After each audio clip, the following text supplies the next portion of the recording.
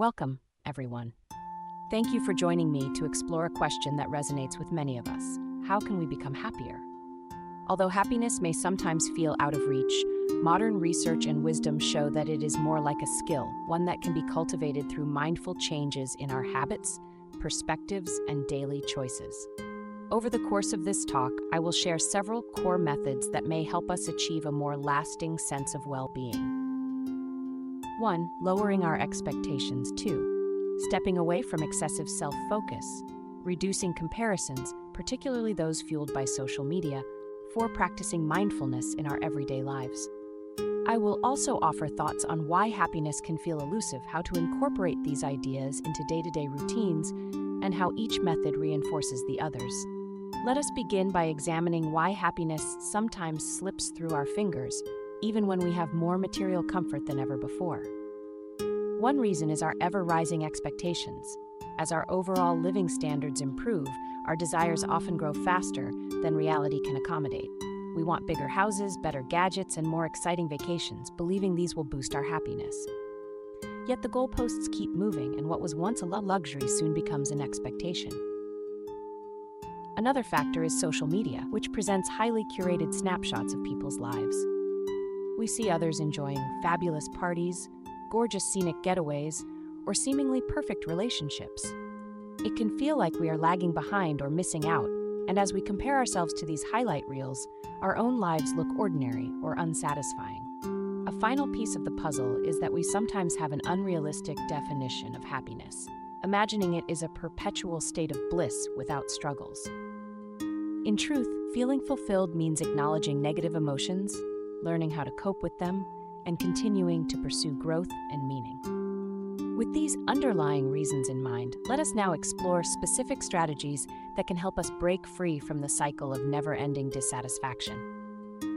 The first method is learning how and why to lower our expectations in a healthy, balanced way. Lowering expectations does not mean giving up on dreams or becoming passive in life. Instead, it is about adjusting overly high or rigid standards so that we can experience less disappointment and more appreciation. When we hold sky-high expectations, for instance, wanting a high-status position within just a few months of starting a career, we set ourselves up for frustration. It becomes hard to celebrate small but meaningful progress because it never measures up to that extreme end goal. Lowering expectations, in a practical sense, involves recognizing what might be realistic given our current resources, time constraints, and skill levels. Suppose you regularly plan to finish 10 major tasks in one day, only to accomplish 4 or 5. If you slightly reduce that list to something more realistic, you might find greater satisfaction in completing all of them, which in turn motivates you further. This shift might also free you from the constant sense of running behind or failing. Why can lowering expectations lead to a happier life? First, it reduces the frequency and intensity of disappointment. A lofty target that is out of reach in the short term can lead to frequent letdowns, which chip away at self-esteem. Second, it enhances gratitude. If we stop assuming that life should always be perfect or that everything should go our way, we begin noticing the small, pleasant surprises that pop up: a helpful colleague, a sunny day, or a kind word from a friend. Finally, lowering expectations helps us focus on the process instead of being obsessed with the end result. We begin to engage more deeply with each step we take, recognizing progress rather than being haunted by what is still left to accomplish. Putting this into practice might start with listing the expectations you typically place on yourself. Look carefully at each one and ask whether it is genuinely achievable within your current situation. Can some goals be scaled down or given more time? Can others be broken into incremental steps so that each smaller milestone feels attainable? After adjusting your plans, see how it affects your mindset. You may discover that your mood improves as the gap between expectations and reality narrows. One reason people sometimes resist lowering their expectations is the fear that they will lose ambition or become complacent. In reality, letting go of rigid demands allows you to move forward more steadily by freeing you from constant self-criticism. You remain driven, but the drive is grounded in a realistic vision. Consider an athlete working to improve their performance. They do not expect to break a world record overnight. Instead, they track modest improvements, building confidence with every step. This approach does not stifle growth, it supports sustainable, long-term progress. If you have ever felt trapped by your own perfectionism, reflect on how that has influenced your level of contentment. Were there moments when slightly lowering your expectations might have allowed you to enjoy your progress more? Sharing your experiences with friends, online communities, or journal entries can clarify how much of your stress might spring from internal standards that are simply too high. With the perspective of lowered but still meaningful goals, you will be better equipped to cultivate genuine satisfaction in your endeavors. It is natural and healthy to care about ourselves, our well-being, our aspirations, our daily challenges. But when our mental focus revolves around me, we can fall into a trap of chronic dissatisfaction. Excessive self-focus can magnify every minor setback. If something goes wrong, it feels like a personal affront. If someone else gets praise or success, we might question why we did not receive it instead. Moreover, this outlook can lead us to feel isolated. When we do not show interest in the needs or feelings of others, they may reciprocate with distance or lack of support. This sense of disconnection often undercuts our overall happiness. Shifting away from this mindset does not mean neglecting self-care. Rather, it means creating space to consider perspectives beyond our own. One way to do this is to cultivate genuine curiosity about people around us. Instead of focusing on what we want to say next, we can listen openly when friends, family members, or colleagues share their stories or concerns. By asking questions and caring about their viewpoints, we not only strengthen relationships, but also gain fresh insights. Another approach is to find opportunities for service or contribution. This can be as simple as offering to help a colleague complete a task or volunteering in a local community project.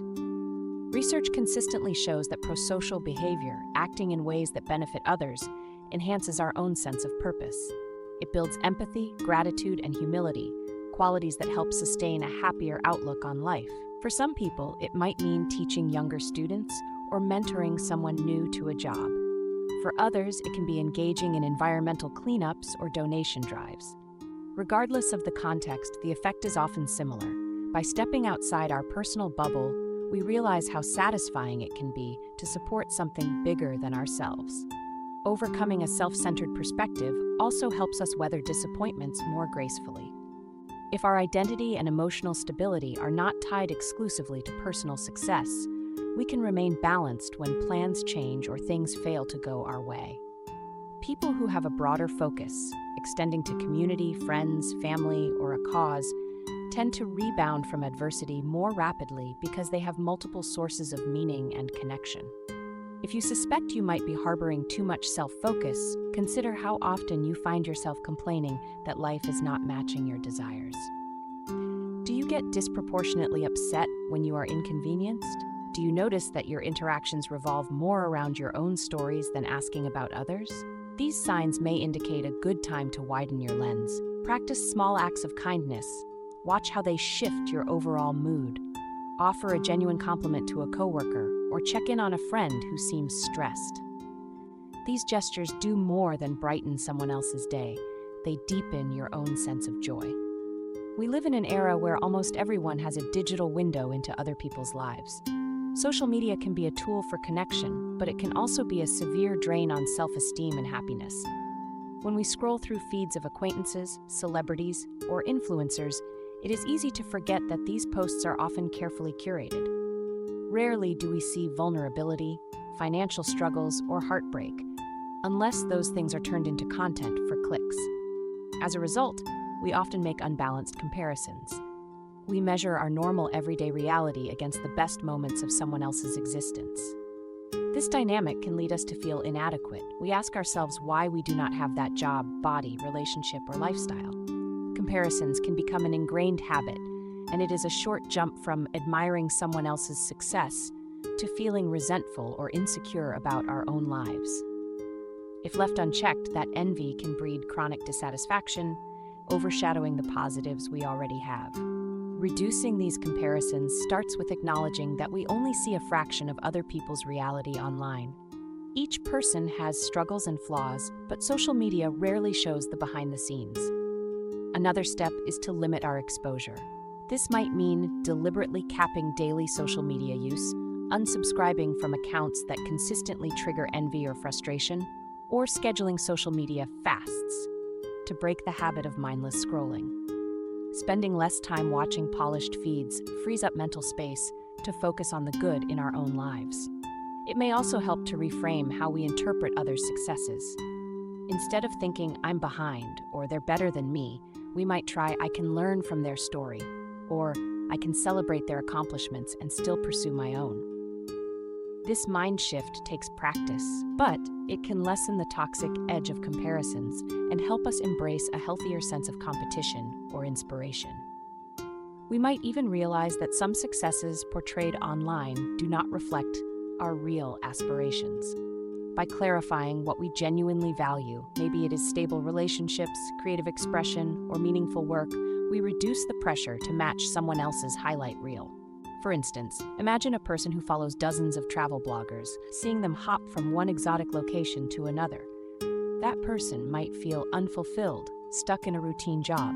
However, if they reflect carefully, they might realize that what they want is not constant travel, but quality time with loved ones and a sense of community at home. Recognizing the difference allows them to let go of the fantasy that they need to replicate a jet-setting lifestyle to be happy. If you have ever done a social media detox, you might recall the relief that came when you stopped comparing yourself to curated images. Perhaps you used your newfound time for hobbies, face-to-face conversations, or relaxation. When you returned to social platforms, you probably noticed how quickly old habits returned and how important it was to stay mindful about them. This underscores a key point.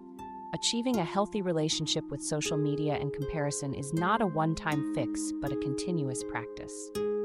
Mindfulness is often described as paying purposeful, non-judgmental attention to the present moment. While it might sound abstract, the results can be quite tangible. When you choose to anchor yourself in the here and now, you pause the loop of regrets about the past or anxiety about the future. This creates mental space to process current thoughts, sensations, and emotions more calmly. Mindfulness can be integrated into daily life in simple ways. One foundational practice is a brief session of mindful breathing. You might set aside 5 minutes a day to focus on inhaling and exhaling. As thoughts intrude, gently bring your attention back to your breath. Over time, you may find that what once seemed like incessant mental chatter quiets, at least during those moments. Another accessible practice is mindful walking, in which you pay close attention to each step, your surroundings, and how your body feels as it moves. If your mind drifts, you guide it back to the act of walking. This approach can also apply to mealtime. Mindful eating involves turning off distractions such as phones or television and fully immersing yourself in your senses. Notice the scent, taste, and texture of your food and appreciate the nourishment it provides. This not only enhances your experience of the meal, but may also help you recognize when you are full or truly enjoying the flavor, reducing mindless overeating. Why does mindfulness support happiness?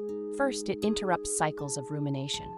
Many people find themselves entangled in regrets of the past or hypotheticals of the future, neither of which can be solved by worry alone. Mindfulness exercises help ground you in what is happening at this very moment, often revealing that the present is less stressful than your mind's imaginings. Second, it teaches emotional regulation. As you become more aware of your internal states, you can spot the early signs of anger, sadness, or frustration and respond before those feelings escalate.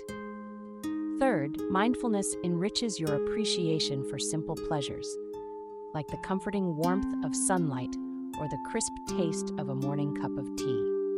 These everyday joys can slip by unnoticed if we are perpetually distracted by other concerns. A common misconception is that mindfulness requires sitting cross-legged on a cushion for hours. In reality, even a few moments of focused attention sprinkled throughout the day can make a difference. You might take a mindful pause before starting work or practice a quick breathing exercise after lunch.